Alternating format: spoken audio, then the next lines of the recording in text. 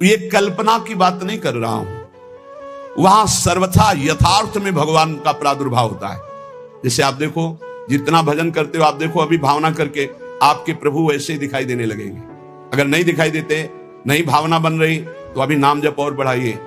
नहीं, आपके सामने वैसे ही खड़े हैं। आप देखो आपके भाव में आ रहे हैं कि नहीं आ रहे हैं? वो हैं, हर समय आपके पास है। अगर भाव में नहीं आ रहे हैं तो नाम जप और बढ़ाइए, अभी नाम जप रंग नहीं लाया है।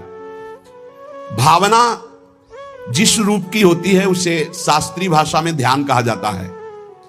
ये तभी परिपक्व माना जाता है। ध्यान से सुनिएगा, आपको ध्यान में, भावना में अपने प्रभु को बोलते हुए दिखाई देगा। शब्द प्रभु आपका स्पर्श कर रहे हैं, आपको बिल्कुल ऐसा स्पर्श दिखाई देगा जैसे कोई प्रगट में स्पर्श करता है। रस, परमानंद स्वरूप प्रभु का रसास्वादन हो रहा है। और गंध, प्रभु के श्री अंग की गंध उसको अनुभव में है। सुगंध, अद्भुत सुगंध।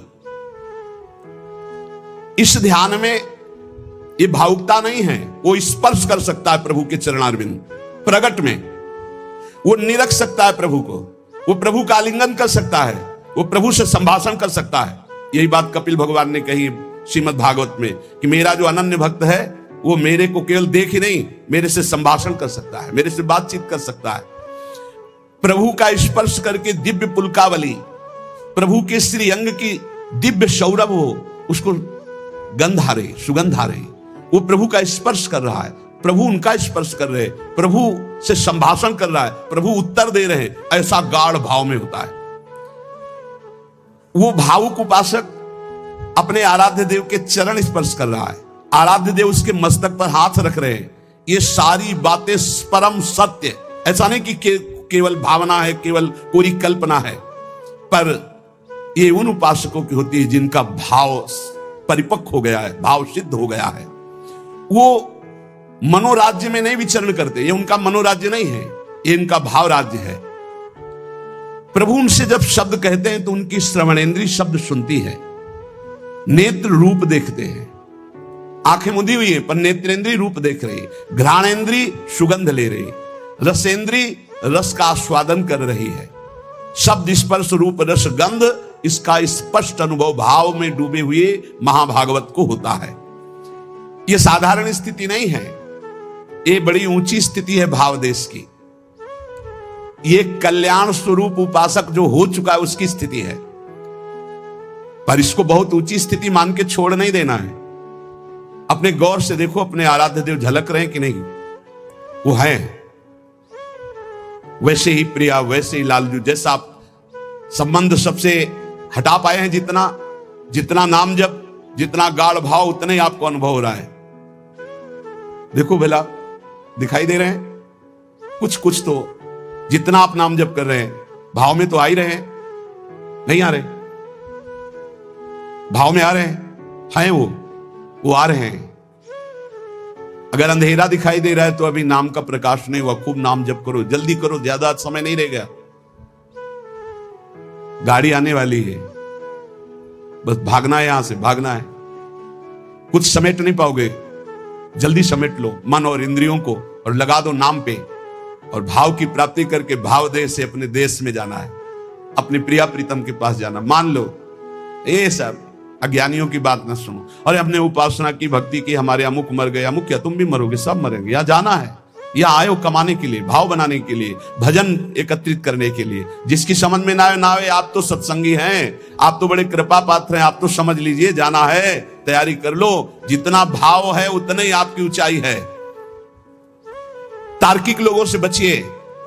अरे कोई ध्यान है, कोई प्रभु है, ये तो तुम्हारी कल्पना है। नहीं, यहां कह रहे आपको जितना अनुभव में आ रहा है वो प्रभु हैं, पक्का विश्वास करो, प्रभु आए हैं आपके ध्यान में।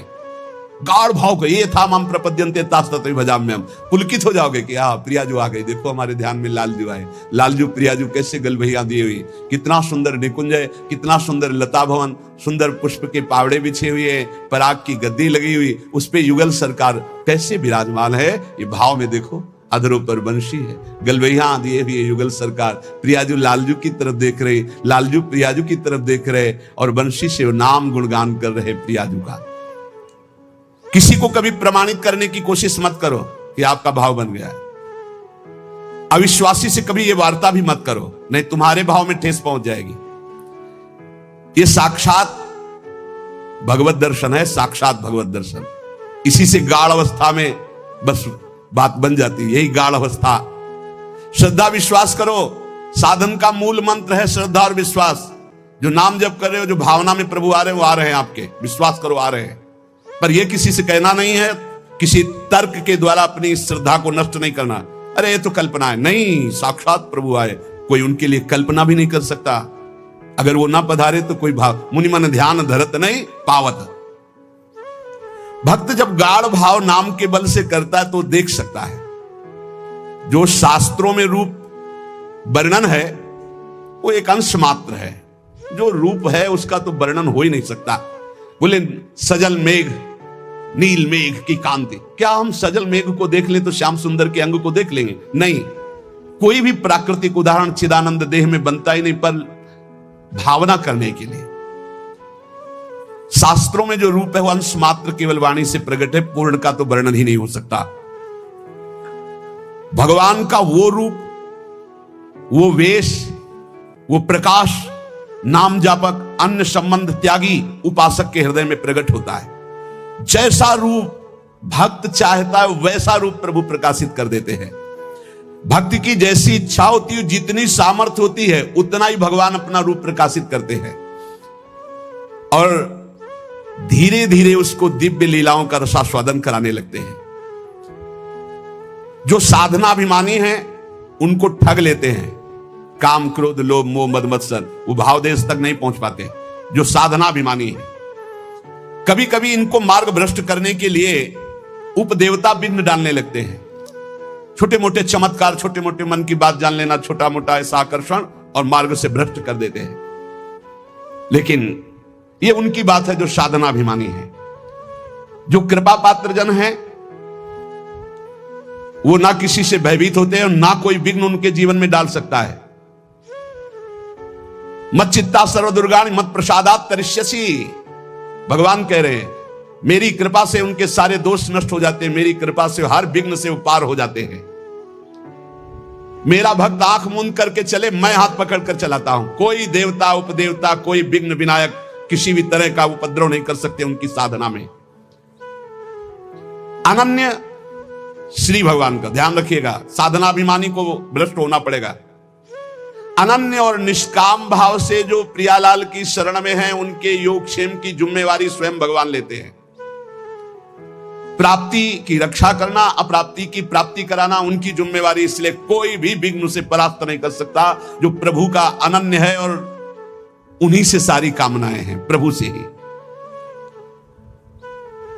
बड़े वेग से भगवान की तरफ आंख मूंद कर दौड़ता है, पर वो गिरता नहीं है, ना कोई गिरा सकता है उसको, क्योंकि आसपास ऐसे भगवान चलाते हैं भक्त को। जैसे छोटे बच्चे को मां इधर गिरे तो बाहु में, इधर गिरे तो अजान बाहु अभयद भुज दंड मूल, बड़ी मस्ती रहती, कोई विघ्न नहीं।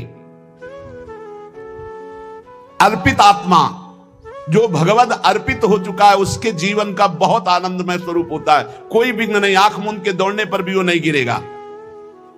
बस आवश्यकता है भगवान में मन को, भगवान में प्राणों को, भगवान में समस्त संबंधों को अर्पित करना। ये कठिन बात है। ये दारागार पुत्राप्तान प्राणान वित्तमम परम वित्तमिमम परम हित्वा माम शरणम याता कथम तास त्यक्त मुत्सहे। जिसने स्त्री पुत्र घर बड़े बुजुर्ग प्राण धन इहलोक परलोक सबको मेरे लिए आत्मसमर्पण कर दिया है, मेरी शरण में आ गया है, मैं विचार भी कैसे कर सकता हूं कि उसको छोड़ दूं। और जब प्रभु पकड़े हुए तो किसकी ताकत है कि कोई विघ्न डाल सके। इसलिए उपासक को बहुत जल्दी एक काम करना है, कहीं ममता ना रह जाए, नहीं जहां ममता रह जाएगी वहीं विघ्न पड़ जाएगा भगवत प्राप्ति में। तन मन धन सर्वतो भावेन एकमात्र आराध्य देव श्यामा श्याम के चरणों में समर्पित, निष्प्रिय निरीह, मोक्ष की भी इच्छा नहीं, श्री हरि चरणों में पूर्ण समर्पण, तब पूरी जिम्मेवारी भगवान ले लेते हैं। अब निश्चिंत हो जाओ, निशुक हो जाओ, निर्भय हो जाओ। साधना का जो परिपक्व स्वरूप है वो भावना है। भावना के मूल में श्रद्धा और विश्वास है। भावना कभी मिथ्या या कल्पना नहीं होती। उपासक को भाव से ही रसास्वादन मिलता है। भावोत्सवेन भजताम रसकाम धेनुम तम राधिका चरण रेणु मामिस्म। यदि भाव नहीं उत्पन्न हुआ तो अभी जीवन सुन। साधना की अवस्था में आपको लाभ मिला है क्या? भाव। भाव साधु को, साधक को, भक्त को, उपासक को उपलब्धि हुई है तो क्या उपलब्धि हुई? भाव। जैसे ज्ञान मार्ग में भी भाव है, ब्रह्म भाव। भगवत भाव में है सखा भाव, दास्य भाव, वात्सल्य भाव, गोपी भाव, सहचरी भाव। भाव की प्राप्ति होना। श्रद्धाहीन, मिथ्याचारी, मनमानी आचरण करने वालों को भाव का परिचय ही नहीं है, जानते ही नहीं कि भाव क्या है। सच्ची मानिए, जिस दिन आप भाव में डूबने लगेंगे आपको कहीं जाने आने की जरूरत नहीं। यहां के ठाकुर का दर्शन नहीं हुआ तो विश्व में कहीं भी दर्शन करे और शांति नहीं मिलने वाली। इसलिए जो भगवत कृपा पात्र होते हैं अंतर में घुसना प्रारंभ कर देते हैं। अंतर्मुख होकर के अपने हृदय देश के ठाकुर के दर्शन की चेष्टा करते हैं। हृदय के भगवान का साक्षात्कार हो गया तो सर्वत्र होगा। और सर्वत्र घूमे आप, हृदय के ठाकुर का साक्षात्कार नहीं तो कुछ हाथ नहीं लगेगा। करके देख लो। मन चराए आओ, मन को घुमाए आओ, आंखें चराए आओ, लेकिन हृदय के ठाकुर का साक्षात्कार नहीं हुआ तो विश्राम नहीं मिलेगा। देखो, ये भाव राज्य है। इसमें स्थूल से सूक्ष्म, सूक्ष्म से सूक्ष्मतर और सूक्ष्मतर से सूक्ष्मतम में प्रवेश होता है। ये दिव्य भावना का लोक है। स्थूल, सूक्ष्म, कारण, भाव, चिन्मय, 5 भेद है। पहले स्थूल भाव बनता है। कैसे? शरीर से प्रकट सेवा में खूब तन्मयता। शरीर से जैसी आज्ञा हुई, जहां हमें खड़ा कर दिया गया वही शरीर प्रधान। फिर अंतर में घुसता है, अंतःकरण प्रधान, सूक्ष्म शरीर, चिंतन प्रधान। अब बाहर की क्रियाएं तो पहले से ही संयमित हो चुकी है। अब जैसी गुरु आज्ञा वैसा अंदर चिंतन प्रधान। फिर कारण स्वभाव प्रधान हो गया। या जो पर्यो मोहि सहज स्वभाव, श्री हरिवंश नाम रस चाओ, श्रुतौ राधिका कीर्तिरंता स्वभावे। अब उसका स्वभाव बन गया भगवत लीला गाना, भगवत लीला सुनना, भगवत नाम जप करना, भगवत कीर्तन करना, भगवत सेवा करना। तब प्रकट होता है भाव। स्थूल, सूक्ष्म, कारण, तीनों का परिवर्तन जो कर दे उसका नाम भाव। भाव के आगे चिन्मय देह की प्राप्ति होती है, जिसे भाव देह कहते हैं। ये बड़ा विलक्षण होता है। ना स्थूल होता है, ना सूक्ष्म होता है, ना कारण होता है, न यातना देह होता है, न देव देह होता है, न स्वाप्निक देह होता है। एक अलौकिक चिन्मय भाव देह है। ये नित्य, जैसे प्रिया प्रीतम वैसा ये नित्य है चिन्मय देह। ये देह केवल कहने मात्र को ये शुद्ध भगवत स्वरूप है। इसमें देह जनित कुछ नहीं है। हड्डी, मांस या पुरुष स्त्री के चिन्ह ये सब नहीं है भाव देह में। अब आप विचार कीजिए, ये जो लीलाएं हैं ये चिन्मय देह से हो रही है। जहां ना स्त्री चिन्ह है, ना पुरुष चिन्ह है, ना रक्त है, ना मांस है, ना मज्जा है, ना हड्डी है, ना विकार है। निर्विकार चिदानंद चिन्मय देह। कैसे जानोगे कैसी रास हो रही है? यहां देह और देही का भेद नहीं, जैसे आत्मा अलग है देह अलग है। यहां माया का पर्दा नहीं है। यहां बहिरंग प्रकृति का प्रवेश नहीं है। यहां अंतरंगा योग माया का भी प्रवेश नहीं है। यहां माया की चादर डालकर भगवान नहीं खेलते हैं। यहां खुला खेल हो रहा है चिदानंद में। जैसे यहां तो माया की चादर पड़ी हुई, पहले देह फिर अंदर बैठा हुआ चिदानंद तत्व है। उसे कोई बिरला ज्ञानी जानता। समात्मा सुदुर्लभा वासुदेवाश्रमिति। इस चिन्मय भावदेह की जब प्राप्ति होती है तो केवल प्रिया प्रीतम के मिलन आनंद की व्यवस्था करना और उसी आनंद में पूर्णानंद में डूबना। जैसे हरिवंश लाल ललना मिली तो हियो सिरावत मोर, चिदानंद भाव देश से चरी। इसमें जो चरम सुख है उसके आगे मोक्ष सुख कड़ुआ लगता है। यह रहस्य तभी खुलता है जब दिव्य लीला राज्य के भावरस में डूबे हुए किसी भावुक महापुरुष की शरणागति मिल जाए और उनकी बताई हुई उपासना के क्रम से स्थूल शरीर, सूक्ष्म शरीर, कारण शरीर, तीनों से परे भाव, भाव से भी गाढ़ भाव दे चिदानंदमय की प्राप्ति, तब इस लीला में प्रवेश हुआ। प्रभु की प्राप्ति के अनेकों निश्चित मार्ग सत्य हैं जो मोक्ष प्रदान करते हैं, प्रेम भी प्रदान करते हैं, परंतु ये कुछ विलक्षण है। लीला संदोह में प्रवेश करने के लिए सखी भावापन्न होना ही पड़ेगा। देखो, जब नारद जी ने हट किया कि मुझे आपकी ब्रज लीला रास देखना है, तो उनको नारद जी से गोपी बनना पड़ा। अर्जुन जी को भी गोपी बनना पड़ा। भगवान शंकर जी ने जब चाहा तो इनको भी गोपी बनना पड़ा। ब्रज लीला के रास में अर्जुन को, नारद जी को, भगवान शंकर को गोपी बनकर के प्रवेश दिलाया।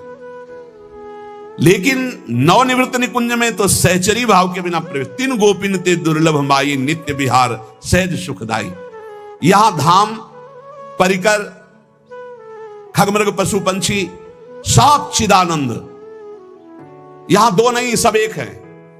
प्रिया लाल, खग मृग पशु पंछी, वृंदावन सहचरिया, सब का सब एक ही परम तत्व हित प्रेम। प्रेम, ये प्रेम का वैभव इस नित्य परिकर में भाव देह से सम्मिलित हुआ जाता है। भाव देह के बिना रास और विलास ये परम गुह्य रहस्य है, इसे कोई नहीं जान सकता। ये तर्कों के द्वारा, विद्वता के द्वारा, शास्त्रों के द्वारा प्रमाणित नहीं किया जा सकता, क्योंकि जितने प्रमाण दोगे सब योग माया के अंतर्गत होंगे। योग मायातीत, पहले तो मायातीत, मलिन त्रिगुण माया, सतोगुण रजोगुण तमोगुण, फिर इससे भी विशुद्ध जो योग माया है, उसके ऊपर जब जाओ तब नवनिवृत्त निकुंज का रस। न लोक संग्रह है, न जगत के प्राणी हैं, न जगत की भावनाएं हैं, न जगत का भोग है। एक अलौकिक दिव्य धाम नवनिवृत्त निकुंज, जहां एक से भिन्न कुछ भी नहीं, ना लोक, ना जगत, ना प्राणी, न वस्तु, न सूर्य, न चंद्रमा, न शरीर, सब चिदानंद, सब प्रेममय। वृंदावन प्रेममय, खगमृग पशु पंछी प्रेममय, यमुना जी प्रेममय, प्रियालाल प्रेम के खिलौना दो खेलत है प्रेम। प्रेम प्रेम प्रेम। और चिदानंद देह को सुन चुके हैं आप, निर्विकार, स्त्री पुरुष चिन्हों से रहित, चिदानंदमय देह तुम्हारी, विगत विकार जान अधिकारी। नित्य दिव्य रसमयी रासलीला का रहस्य ये माया मुग्ध मानव किसी भी तरह से नहीं जान सकता। हृदय में जब तक कोई भी वासना है तब तक प्रियालाल को कोई नहीं जान सकता। रास के ज्ञान को जानने के लिए ब्रह्म ज्ञानी भी नहीं परिपूर्ण है कि ब्रह्म ज्ञान हो गया तो रास का ज्ञान उसे हो जाएगा। बड़ा खींचातानी करके कहते हैं आत्मविलास हो ऐसा, ये अलग देश है। अगर एक खींचातानी वही ज्ञान से होता तो परम ज्ञानी जो महान पुरुष श्री सुखदेव जी हैं वो सीधे आत्मविलास का वर्णन करते। जगत के विषयों से त्याग वैराग्य उपरति, मोक्ष सुख का त्यागी, वो रास रस का अधिकारी जो पुरुष होता है उसकी स्थिति का वर्णन करते हुए कहते हैं, जहां किंचन मात्र भी मैं का ख्याल ही नहीं रह गया। देखो, रास में प्रवेश पाने वाले भाव देह को प्राप्त हुए महापुरुष की स्थिति कैसे होती, वो देख रहा है। मेरे द्वारा होता जो कुछ करते वो सारा भगवान, मैं न रहा मेरा न रहा, करता कौन कहां अभिमान। ढांचा एक बना रखा है अपने से ही अपने काम, नियमित सब चलते कल पुर्जे, होती दिखती क्रिया तमाम। केवल ढांचा दिखाई दे रहा है, अंदर सिर्फ भगवान बैठे हुए हैं। अब जो कुछ हो रहा है वो सिर्फ भगवान कर रहे हैं। ढांचा दिखाई दे रहा है व्यक्ति का, वो अंदर बैठा है परमात्मा, वही सब कुछ करा रहा है। तुमने जो कहलाया मुझसे वही कहा मैंने अविकल, तुमने जो करवाया मुझसे वही किया मैंने निश्चल। तुमने जो सिखलाया मुझको सीखा मैंने वही सकल, तुमने जो दिखलाया मुझको देखा मैंने वही अकल। ये जो कुछ भी कहा क्रिया सीखा देखा मैंने प्रीतम, सो सब तुमने ही अपने में अपनी की लीला उत्तम।